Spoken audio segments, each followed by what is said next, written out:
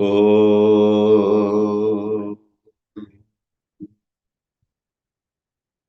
कृष्णाय वासुदेवाय हरये परमात्मने प्रणतक्लेशनाशाय गोविन्दाय नमो नमः. The verses that we have been studying highlight the unbelievable transformation that is possible in every one of us, provided we contemplate upon that Akshara Tattva. Let me tell you, 99 out of 100 Vedantins do not contemplate on Akshara. They explain, they give talks, or they listen to talks, but rest of the time they are contemplating on their future. They are remembering their past. They are thinking about other people. They are wondering when the war in Iran will end. There are hundreds of things which continuously, repetitively occupy their mind. And where is the time for sadhana?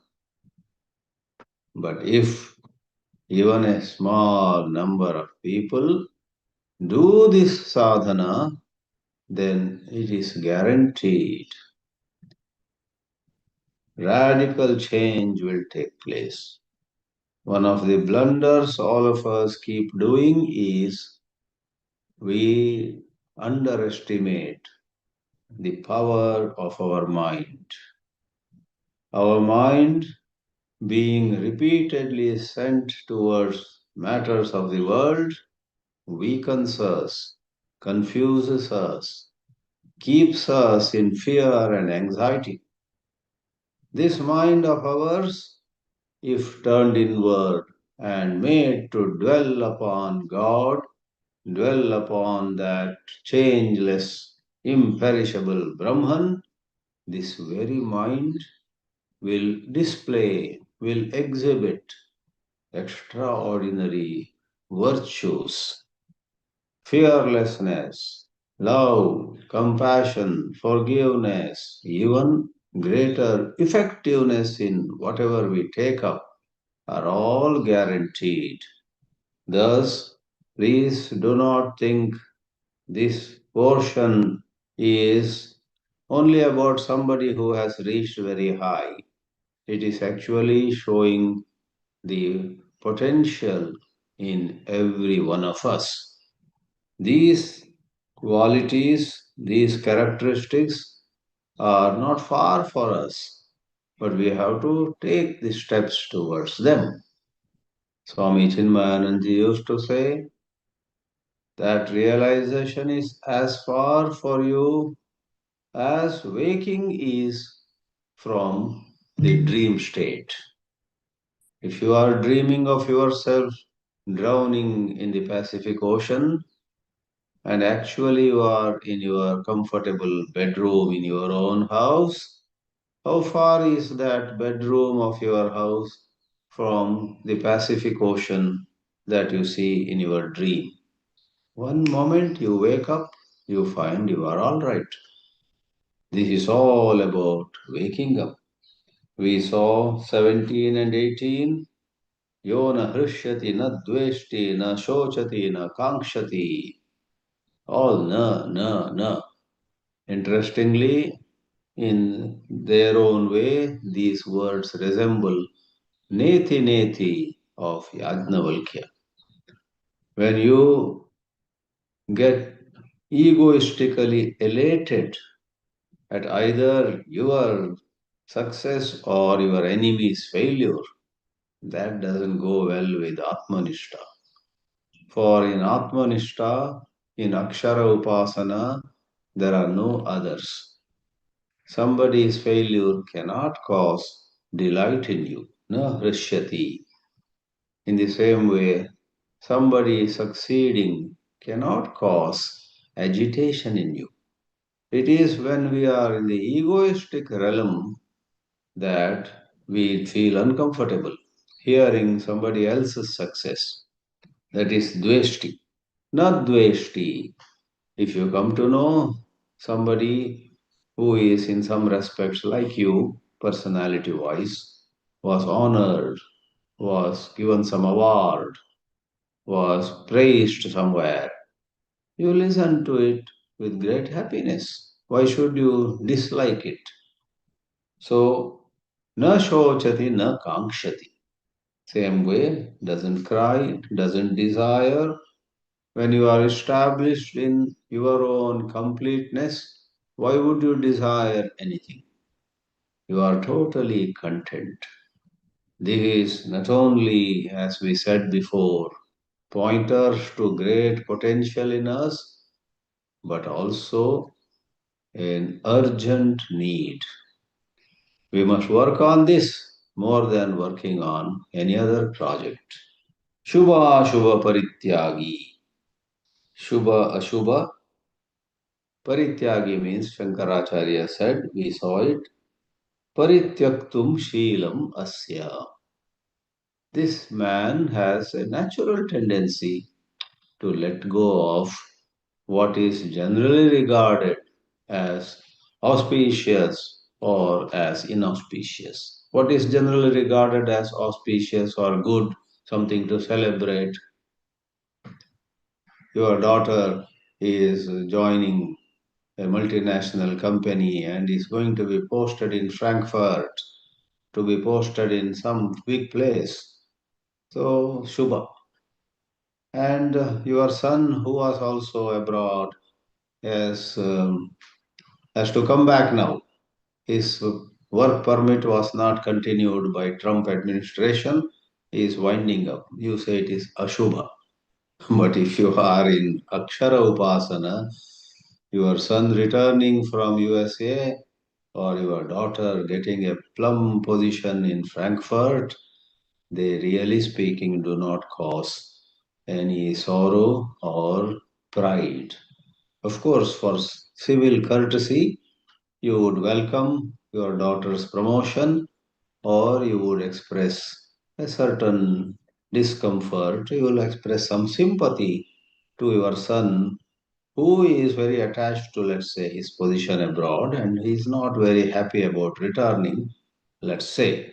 You will express sympathy. You will say, my son, don't worry. Again, things will be good. Come back.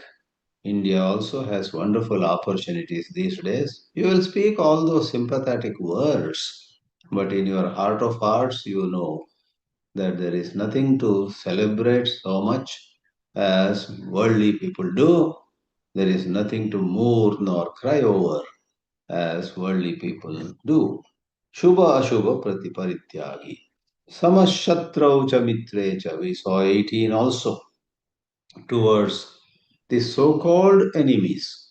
We have to add the so-called. For really, the Akshara Upasaka has no enemies from his point of view. Yudhishthira was called Ajata Shatru. He never looked at even Duryodhana as an enemy. Ajata Shatru, one whose enemy was never born, thanks to his broad-mindedness. Shatrau cha mitre cha tatha mana apamana yoho. Likewise, in honor and insult, one remains same. Puja paribhavayoho, says Shankaracharya. We saw puja is not the ritual with arati and bell, etc. The word puja in Sanskrit basically means honoring, showing love and respect. So if people show love and respect to you, you do not get elated. You do not go home or return to wherever you were and talk about it till next morning for days on end. You do not think about how wonderful it was to be garlanded, to be praised, to be given a cash prize, to be called the best in your field, etc. No, you move on. All of you have heard the art of living on the higher plane is the art of dying.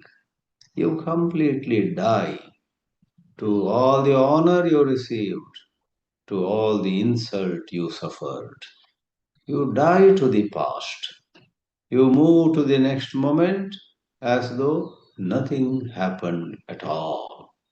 Therefore, mana apamana yoho samaha. In the Vedanta, we give the example of a mirror. In front of a mirror, a sick person stands, and even as he is looking at his own image, he coughs 7 times. After 1 minute, a very healthy man, Mr. Universe or Mr. India, stands before the mirror and smiles and moves on. The mirror does not take either the sickness of the first visitor or the sound health of the second. The mirror just reflects the image. Nothing affects the mirror. In that way, Shitoshna Sukha Dukkheshu, in cold and heat, in joy and sorrow. Therefore, even Ramana Maharshi says in Saddarshanam, who can understand the state of being of an enlightened one? Tasya sthitim bhavaitum kshamakaha. Kshamaha means samartha.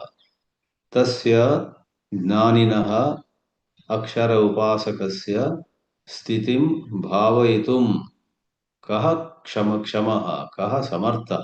Who can understand? Who can even visualize?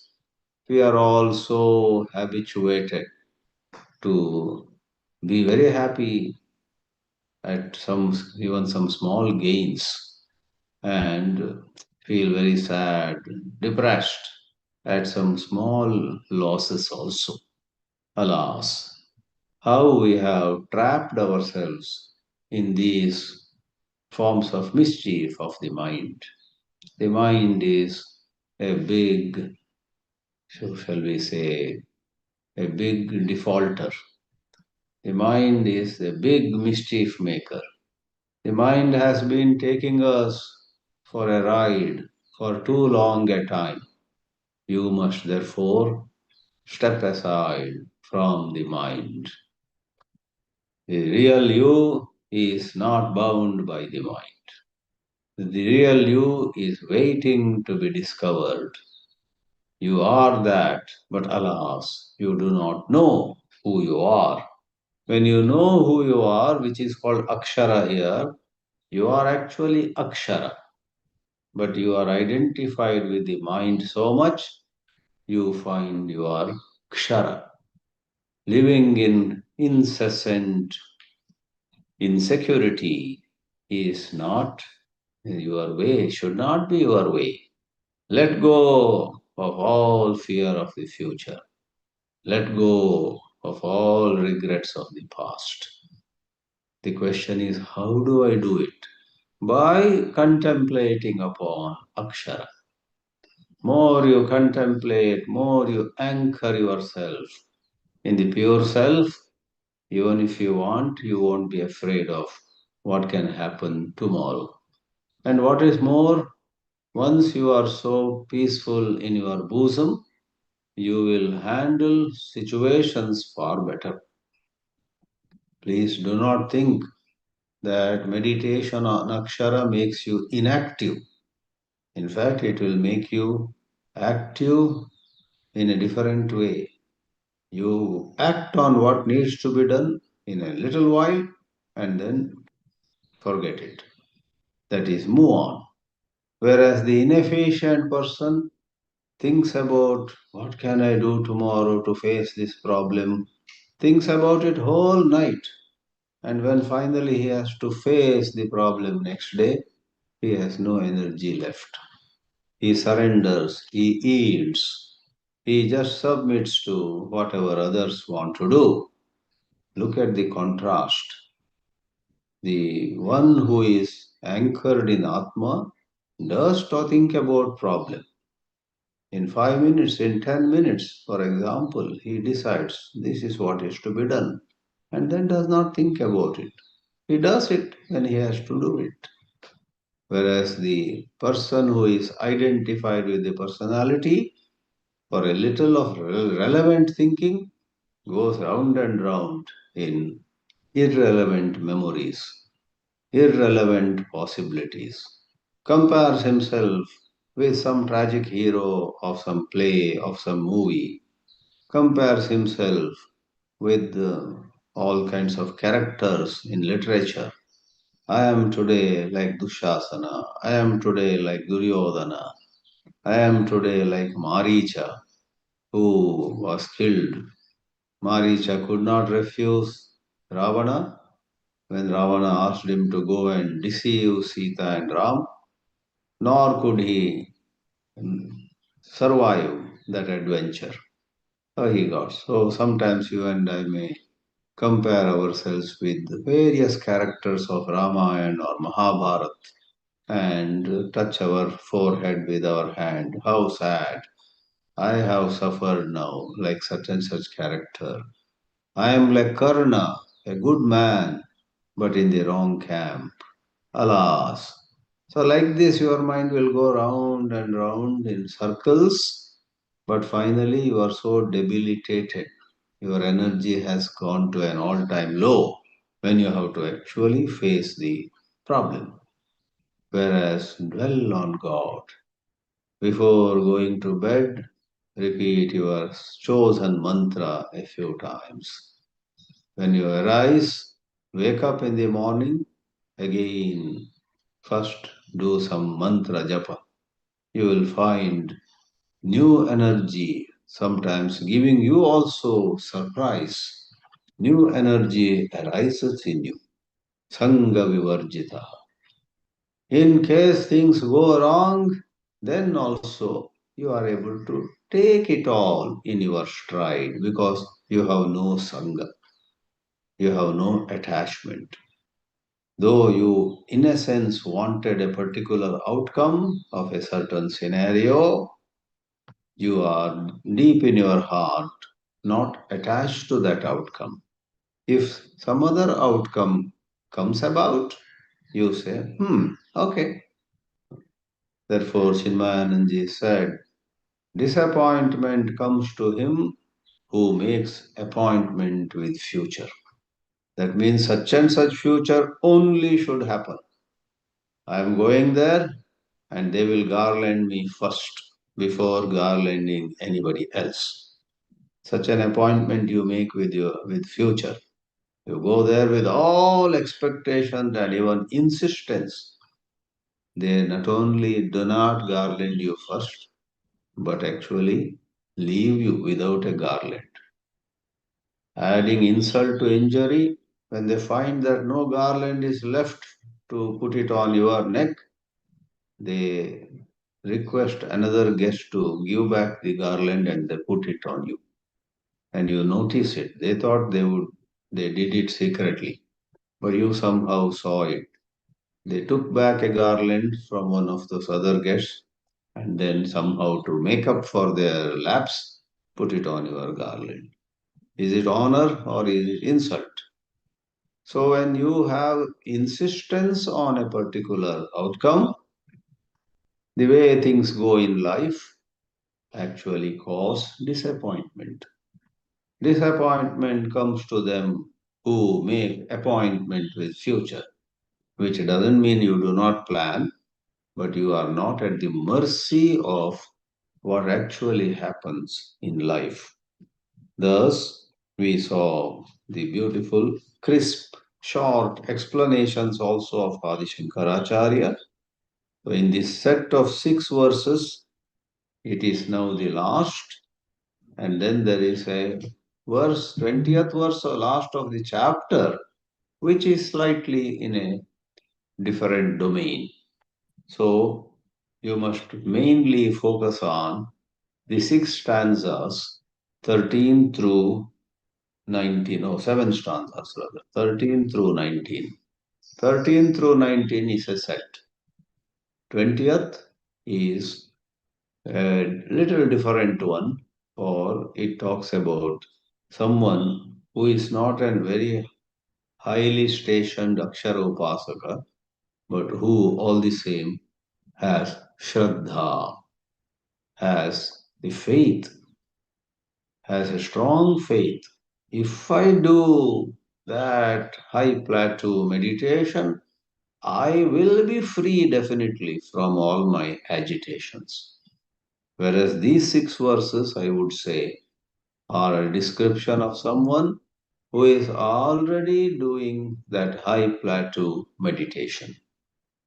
So, between those who don't either meditate or aspire to meditate, and the high level people who are meditating, there is a category in between who are not regular in their meditation, but they aspire to meditate. They think that, oh, again I missed it. I should not miss it. For meditation is what will cleanse my mind. I will do, oh, I missed it in the morning, let me do in the evening. Somehow they aspire and they slowly abhyasa. Through practice, they get a better handle. About them, there is a verse at the end. But for now, let's take the 19th verse, which is once more a description of someone who is meditating all the time, as much as possible, on Akshara, the imperishable, undefinable truth, which is beyond speech and thought. Both speech and thought, or mind and words. Beyond words, beyond concepts. Tulya ninda stutihi mauni santushto yena kenachit अनिकेतः स्थिरमतिः भक्तिमान मे प्रियो नरः. Any naraha. Naraha is any man. Needless to say, wherever such an expression comes, there is absolutely no gender bias. Man also means woman, a child, an old person, all are included. Naraha, Naraha, Nariva. Any human being is very dear to me when I see in him or her certain steadiness in both praise and insult. Stuti is praise, Ninda is insult. Tulyaha means equal. Tulyaha, Shankaracharya says, Nindacha stutischa ninda stuti. Ninda, insult, and stuti, praise, together a compound ninda stuti. Te, those two, yasya tulye. They are equal, they are comparable. While most people in the world consider praise and insult as opposites, as far apart, they are poles apart. You go to one place and they show so much of love and respect to you, and after 6 months, you end up in some other place where they seem to be bothered the moment you came there. They are all showing such body language, such expressions. Some of them may openly ask you also, when are you going? And so on. So, in the world, these two kinds of treatment are considered poles apart. And generally, we want to go more and more to those places where we receive love and respect. That's understandable. Even saints and sages used to go to the places of their bhaktas. But saints and sages do so for a mission, not for anything personal. They find that God is using them as an instrument in a certain mission. And for that mission to be fulfilled, they go to places where their work is supported. We should not compare them with worldly people who are interested in getting praised, who are interested in more comfort, who are interested in some reflected glory. So great acharyas like Shankara, Ramanuja, Madhva, and others also used to go to such kings and such rich people who would host them, who would provide all arrangements for their work to take place. But we should not imagine that these great acharyas liked the palaces of the kings or the rich people. In fact, even if a palace was given to them, they would be more in their writing, in their meditation, in their japa, in their quietude, rather than enjoying the comforts of the palaces or the great big bungalows. If any sadhu goes to a very rich place and loses his head, just enjoys the pleasures over there and skips his meditation or study or some other spiritual practice, then what sadhu is he? Therefore, on one hand, yes, in the world, everybody goes towards places where they receive love. That is understandable. But there is a big difference between how enlightened people do so and worldly people do so. So, Tulya Ninda Stutihi and Mauni. Mauni is, everybody knows the word Mauna. Mauna is silence, quietude. Mental quietude results in quietude in our words, in our actions too. Many people are not only too active in speech, but their body movements also. They cannot sit at a single place.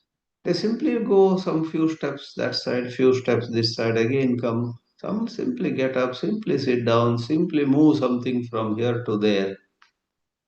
And many times they are not aware of it at all. So therefore we must say Mauni in the larger sense is one who is fully aware and as a outcome of that awareness does not do even one bit of unnecessary physical movement, unnecessarily talk, or even unnecessary thinking. Therefore, kayena vacha manasa mauni. However, more often than not, like Shankaracharya himself does here, mauni, maunavan, he says, sanyata vak. Vak is speech. Sanyata vak. It is said that there was, I forget his name, a wonderful advisor kind of person to one of the queens of Russia, to a Tsarina. As you know, Tsar and Tsarina are used for kings and queens in Russia. A certain Tsarina had a certain wise man around her, and the Tsarina noticed that this wise man spoke very little, so little that generally his answers used to be in two words. Then mischievously she decided, I will make him make longer sentences. And one day she went on talking to him, asking him advice on some matter, and then she confessed. Last half an hour, I'm trying to make you speak longer sentences. And he smiled. And that smile showed that he was aware what she was up to. He was aware that she was trying to make him speak more. So he smiled and just replied, responded to her comment, to her confession. Even responding, he did in 2 words. You lose. He said, you lose.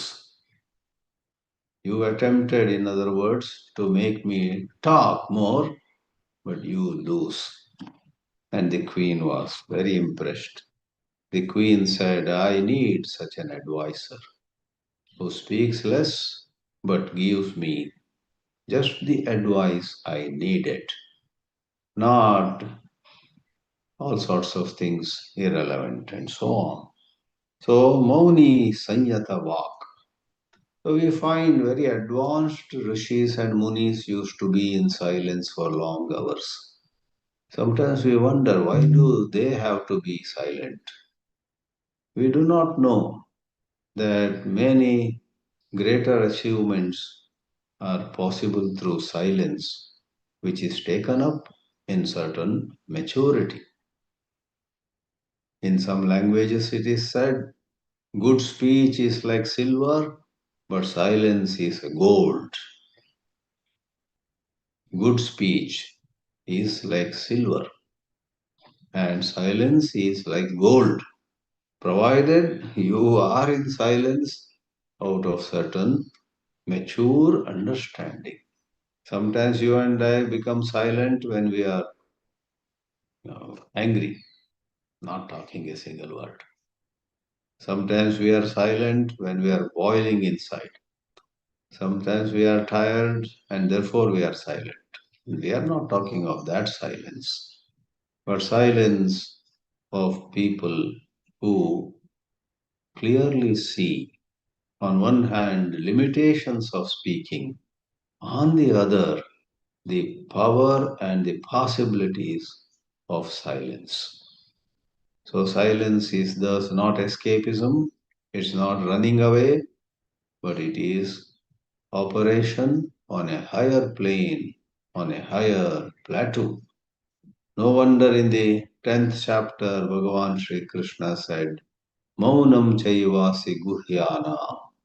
Of all the secrets of this world, I am silence. Guhyanam Maunam Cha Eva Asmi. Tulya Ninda Stutir Mauni Santushtaha Yena Kenachit. This man's needs have reduced to such bare minimum, as Bhashyakara says, Sharira Sthiti Hetu Matrena. Sharira Sthiti Hetu Matrena. Just to keep his Sharira, his body, moving. Just to keep his body alive, he takes certain things. He is content with the simplest of food, with the simplest of clothes, with the simplest of shelter. He does not demand. If he is provided with rich clothes and rich accommodation, rich food, etc., maybe he won't even accept, or if he accepts it, his heart is not them. As we said before, a sadhu may sometimes receive the hospitality of a very rich man of the town, but the sadhu, a true sadhu, would at the most notice all the amenities provided, but next moment mind his business, would dwell on the spiritual teachings. He has work to do. We saw Swami Chinmayananji staying at luxurious houses at places, not everywhere. But we found him working very hard. Once or twice I had the opportunity in Bangalore to see him probably at 5:30 a.m. or maybe before. He was already at his desk, working very seriously, doing some correspondence or so. And a certain rich man tried to interrupt him. Swamiji yelled at that man, and that man, who otherwise was very egoistic because of some wealth he had, that man was proud. But Swamiji didn't care, shouted at him in front of some of us, and that man just kept quiet, would not say anything, because Swamiji is seriously writing, and he was trying to make some comment. It was such insensitivity on the part of that rich man. Or maybe he thought, I am so rich and I can take the liberty. These other people who are here cannot do it, but I have special access to Swamiji, which he was proved wrong. He was insensitive to the scenario. Another place I remember, not early morning, Swamiji was reading a newspaper and somebody asked a question or made some comment. And that day he didn't yell or shout, but he lowered the newspaper a little and said to that lady, don't you see I am reading the newspaper? And then again raised the newspaper, meaning, let me complete reading. I know some of you have come wanting to interact with me, but let me complete a little bit which I am reading, then I'll be back. So, very patiently, he said. So, most people are not aware. This is all, it boils down to lack of awareness, lack of all round awareness. They see things only uh, in part. When we see things in a part, our responses can be a little bit inappropriate. We get excited also. You know, in 1993, yes, 1993 itself, correct. I was in US just for 3 months only, not even 3 months, 2 months. November I arrived, in December and there was a camp in a fabulous place, you in California, Monterey. There was a camp and it's Christmas. And I remember the last day, in the concluding ceremony, I was also on the stage along with Tejo Mananji and a couple of others. And there was a lot of happiness that the camp went off well. And I think this function was 2 days later after the Christmas, 27th December maybe. So one by one, there were all the swamis were praising people who worked hard. And there was this brahmachari called Rajeshwar, who was a white man from Canada. He's Roger, but he became brahmachari Rajeshwar. He was plump and very, he was suited very much playing the role of Santa Claus. On Christmas Day, he became Santa Claus and moved around, and all the small children in the family camp actually believed real Santa Claus had come. They did not know that this Brahmachari Rajeshwar was playing the role, disguising himself as Santa Claus. I guess this he went and gave some sweets and gifts to them. They were all so happy. So I myself, I remember in my speech, I said, yes, many have worked very hard. We appreciate it. And then I mentioned Rajeshwar did a great service by going around. I was about to complete my sentence, but Tejo Mananji touched me and said, don't mention the Santa Claus was Rajeshwar. Children don't know even now. They will be very disappointed. They think a real Santa Claus had come. So he said in just one sentence. So I did not complete my sentence because I was seeing the part. I was thinking of only adults. The adults should know, and I want to tell them that we highly appreciate the acting by Rajeshwar as Santa Claus. But in that big function, all the small children also were there right in the front. And the children would not have, appreciated it. They, what? Were we deceived? Was it not real Santa Claus? Was it Uncle Rajeshwar or Uncle Roger who had come there? So many times, if you and I wonder why we act immaturely, it is only because we see the part.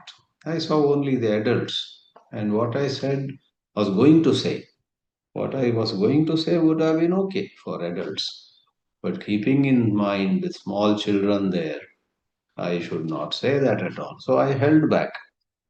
So to be really in Mauna, It requires what we call maturity. It requires what we call being aware of, if not the whole, as much as possible. See things from the larger angle of view.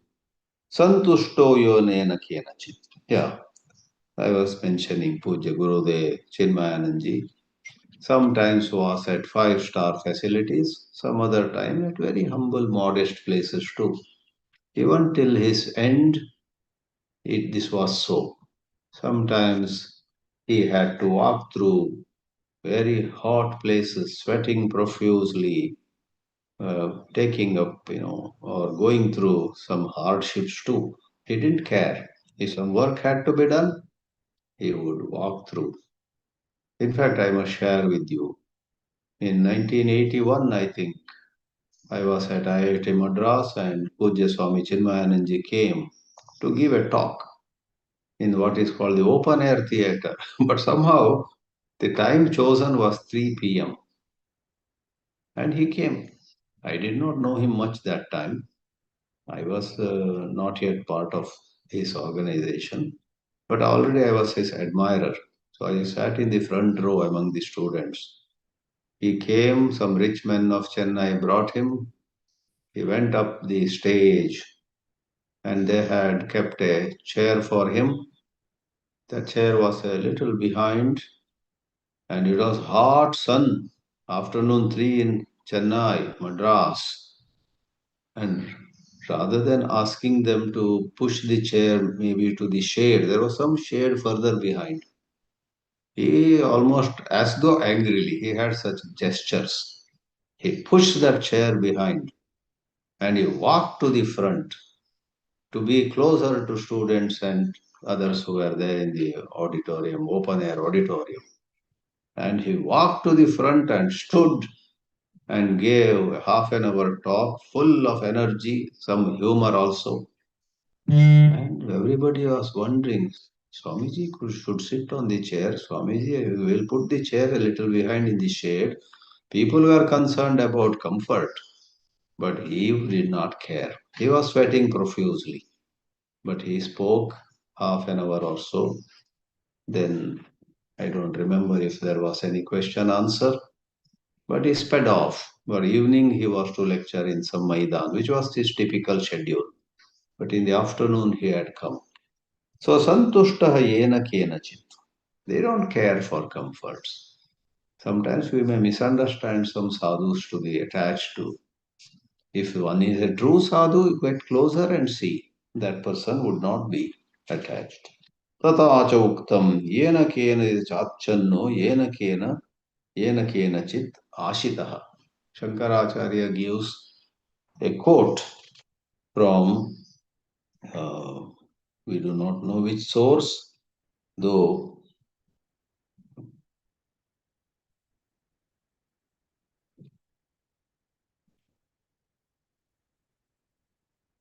Yes, in fact, in a translation by Swami Sachidanandendra Saraswati, he has given the reference. It is Moksha Dharma, which is part of Mahabharata.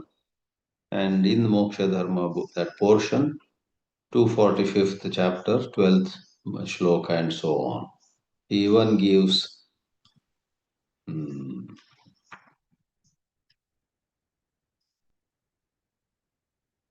one extra part of it, saying,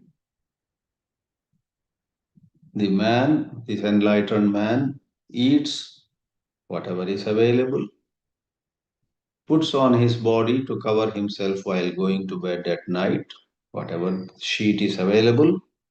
That much is there in the Sanskrit part in the Bhashya. Ena kenate achannaha, covered by some linen, some simple sheet. Ena kenachit ashita, ash means to eat. So he is fed something simple and he is happy with it. And then the remaining part, which is given in the translation here, says he sleeps wherever some place he gets, place of sleeping, not covering with what? That not that question. And it seems in that original shloka, It is said, the whole thing is given. Yatra kvachana shayi syat tam deva brahmanam vidu. That is also there in the Bhashya. So, Devatas call him a Brahmana. Brahmana here means Brahmajnani. Devataha viduhu tam yatra kvachana shayi syat. It's there in the Bhashya itself, not added in the translation. And maybe in your book, the reference is given, or maybe not. In the book I am holding, Moksha Dharma 245:12 is given there also. So sometimes some editions, some publications may not give the reference, some others do give. That is, it varies. So Santushta Yena Kenachit. This Yena Kenachit prompted Adi Shankara to bring a shloka where the expression comes Yena Kenachit Achanna, Yena Kenachit Ashitaha, Yatra Kvachana Shayi Syat, Tam Deva Brahmanam Viduhu. What is Yena Kenachit? By adding chit, it brings a certain sense of being indefinite. Indefinite means we don't know, whatever. Whatever he gets to put on himself while sleeping at night, he just uses. Not too particular on particular kind of cloth, particular kind of food, particular place to sleep at, etc. So Moksha Dharma talks about that. Coming back, Aniketaha. All those who don't own their own house should be happy. Gita talks about it. Niketa means house. Aniketa, you have no house. Homeless people. In America, the word homeless is used for people who literally sleep on streets or some open places. I've heard that even in California, which is supposed to be a rich place, now number of homeless people is increasing. Cost of living is rising. And I heard, much to my sadness, that people who have a job also are nowadays becoming homeless. In the sense, they live in some SUVs, some larger vehicles they possess, more space, because they cannot afford, rent of these apartments or flats in California, in Bay Area and such places. Alas, that's very sad. So, in whatever sense, homeless, aniketa. But let me hasten to add, Sri Krishna is not talking about that kind of physical homelessness, being on the street, but he is talking of psychological homelessness, and in a complementary way, not in a negative sense.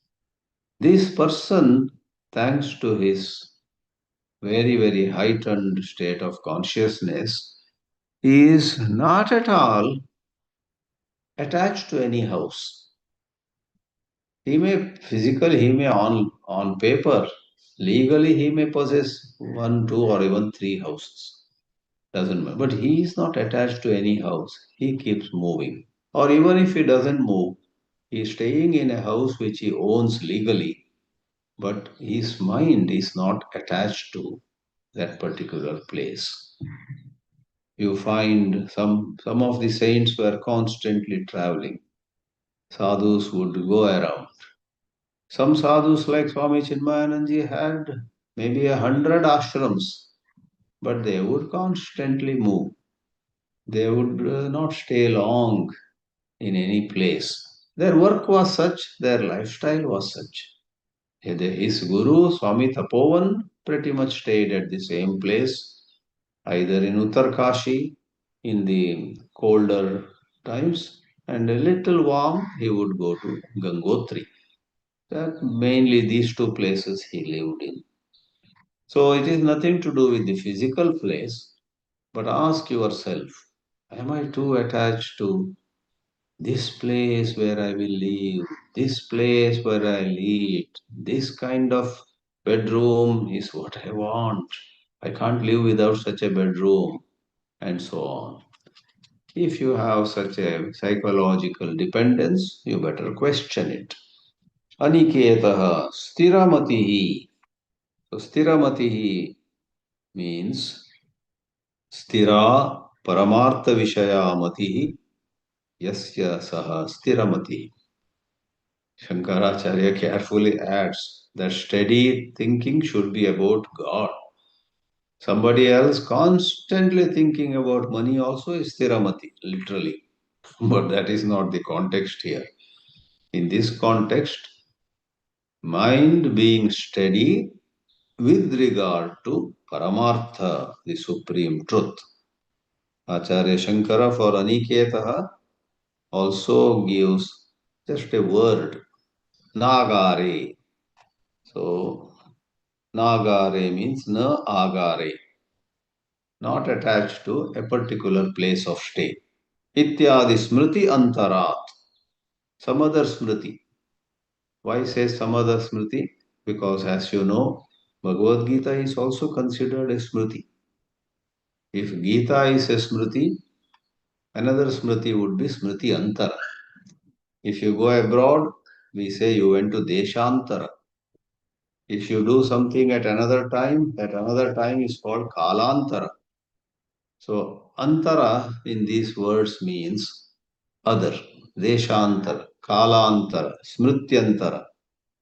So, Smrityantarat Nagare iti Shrutam.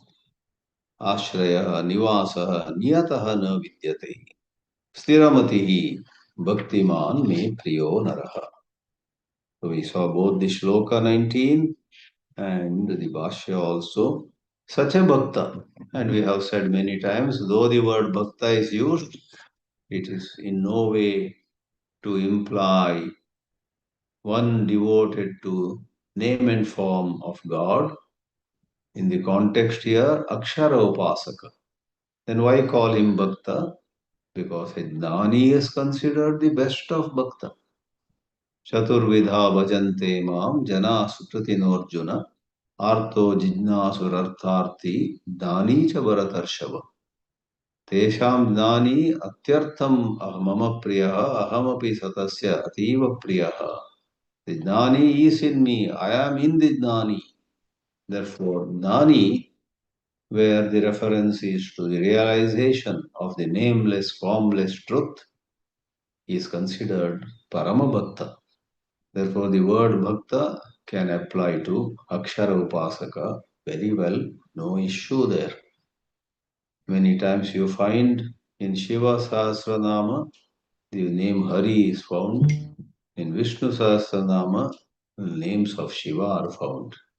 For on higher you go, they become one.